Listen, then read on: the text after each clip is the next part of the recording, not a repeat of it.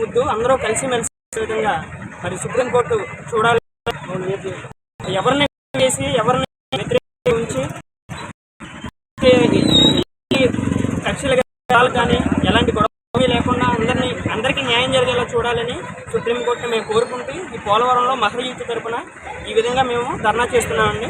ఈ బంద్ జరగడానికి కారణం ఏంటంటే ఎస్సీ కులంలో కొన్ని కులాలని వ్యతిరేకంగా తీసేసి మాకు రిజర్వేషన్ తగ్గించేసేసి ఫ్యూచర్లో మాకు జాబ్స్ ఏమి రాకుండా మాకు ఉపయోగకరం ఏం లేకుండా అన్నీ జరగబోతున్నాయి. అందుకని దానికి మేము వ్యతిరేకంగా ఈరోజు బంద్ చేస్తున్నాం.